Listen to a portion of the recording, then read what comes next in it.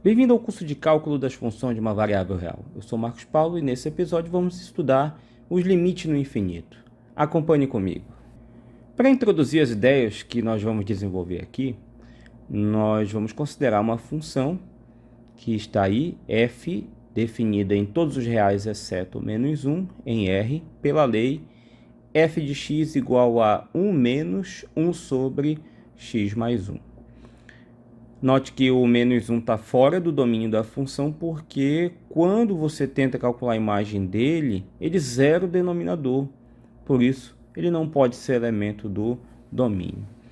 E vamos analisar aqui o que acontece com a função f em duas situações. Na primeira delas, eu montei uma tabela onde a gente atribui valores para x cada vez maiores. Então, eu comecei com x igual a 0, quando eu substituo 0 aqui, 0 mais 1 é 1, 1 dividido por 1 dá 1, e descontando desse 1 aqui, fica 0, portanto, f de 0 é 0. Depois eu aumentei o x para 2, e somando com 1 aqui, fica 3, então a fração dá 1/3, e 1 menos 1/3 é 2/3, que eu coloquei aqui em decimais com 5 casos decimais, então é uma aproximação.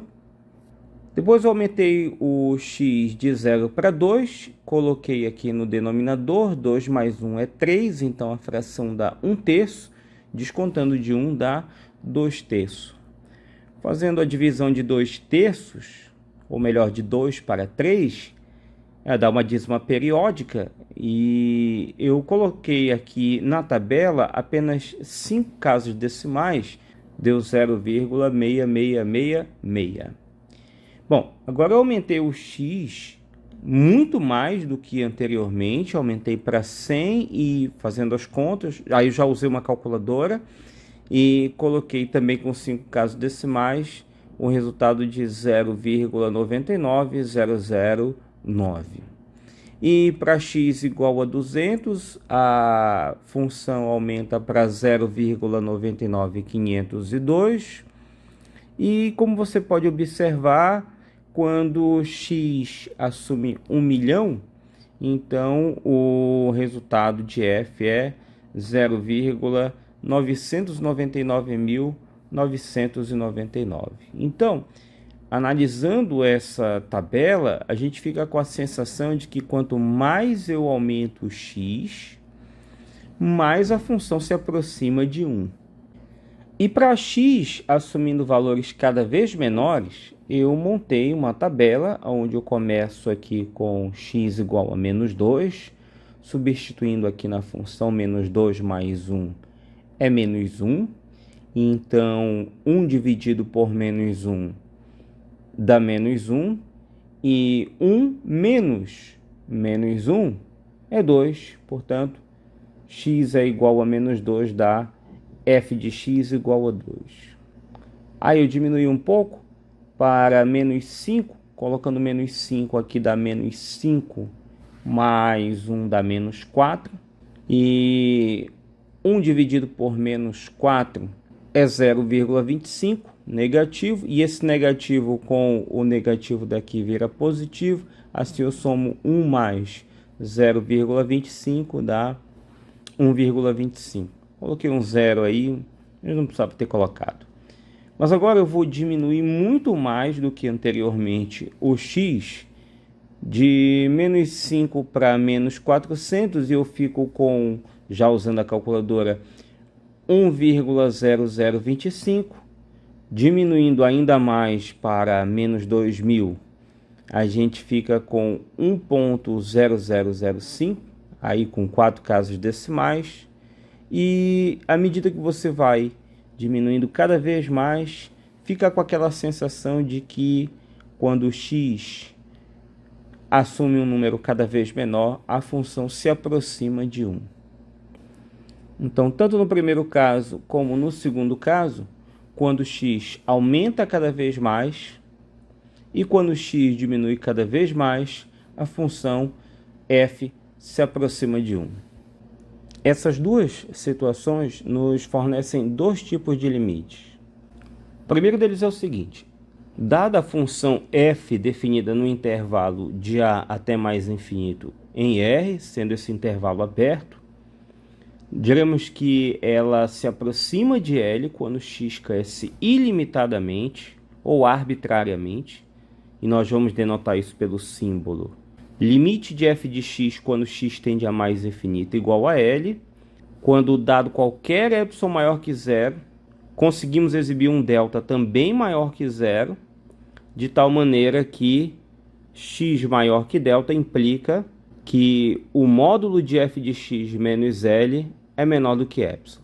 Então, nessa figura que eu desenhei aqui, se eu tiver fixado qualquer epsilon maior que zero, eu construo o intervalo de L menos epsilon até L mais epsilon, e daí eu consigo exibir um delta que, para valores de x maiores do que esse delta, o gráfico da função fica preso nesse intervalo de L menos epsilon até L mais epsilon. Importante ressaltar aqui que o x tende a mais infinito não significa dizer que o x está se aproximando de algum número. Não. Significa dizer que o x cresce indefinidamente. E agora, considerando uma função definida no intervalo de menos infinito até b aberto, em R, a gente vai dizer que essa função se aproxima de L quando x decresce ilimitadamente, usando a notação limite de f de x quando x tende a menos infinito igual a L, se dado qualquer epsilon maior que zero, existe um delta, agora esse delta menor do que zero, de modo que para x menor do que delta, nós tenhamos f de x menos L em módulo menor do que epsilon. É o que a gente pode observar aqui para essa figura. Eu dou o valor de epsilon, consigo construir o intervalo L menos epsilon até L mais epsilon e vejo que é possível determinar um delta de modo que o gráfico da função para valores de x menores do que esse delta, os valores da função ficam presos no intervalo que eu construí. Em ambos os casos, nós dizemos que essa reta y igual a L é uma assíntota horizontal. E aqui eu também quero deixar claro para você que o símbolo x tendendo a menos infinito não significa que x está se aproximando de algum número, muito menos que esse número é negativo. Mas isso significa que x decresce ilimitadamente. Então é importante você ter esses dois conceitos de x tendendo a mais infinito, que significa que x aumenta ilimitadamente, e x tendendo a menos infinito, o que significa que x diminui arbitrariamente. Vamos calcular o limite quando x tende a mais infinito, ou seja, quando os valores de x aumentam sem parar, da função 1 sobre x. Então, em primeiro lugar, nós vamos chamar 1 sobre x da função f e vamos montar aqui uma tabela onde nós temos alguns valores para x e suas respectivas imagens. A impressão que nós temos pela análise dessa tabela é que quando eu aumento cada vez mais o x, ou seja, quando x tende para mais infinito, o valor da função f de x igual a 1 sobre x vai diminuindo cada vez mais até se aproximar de zero. Por isso, vamos provar que o limite de 1 sobre x para x tendendo a mais infinito é zero. O que significa que para dado qualquer epsilon maior que zero, temos que exibir um delta também maior que zero, de modo que quando x é maior que esse delta, o módulo de f de x, que é 1 sobre x, menos L, que é zero, tem que ser menor que epsilon. E como nós já fizemos em vários exercícios relacionados a cálculo de limite por definição, a gente vai construir um rascunho. Aí eu peguei a parte final aqui e destaquei um zero menor. Por quê? Bom, por definição, o epsilon é maior que zero, então zero menor que epsilon. Além disso, aqui eu tenho uma quantidade dentro de um módulo, que é menor que epsilon, mas toda quantidade dentro de um módulo é sempre positiva ou zero. Nesse caso, ela não pode ser zero, porque 1 sobre x menos zero é 1 sobre x, e a fração 1 sobre x nunca é zero, já que o denominador é diferente de zero. Pois bem, mas nós vamos colocar isso como sendo o módulo de 1 sobre x menor que epsilon. E como eu já expliquei anteriormente, essa fração é sempre positiva e por isso nós podemos descartar o módulo. E 1 sobre x menor que epsilon, quando a gente inverte ambos os termos dessa desigualdade, implica também na inversão do sentido da desigualdade, fornecendo a desigualdade x maior que 1 sobre epsilon. Então, por comparação desta desigualdade que nós encontramos com a que está bem aqui no nosso objetivo, a gente pode concluir que o nosso valor de delta pode ser 1 sobre epsilon. Então, agora sim vamos resolver.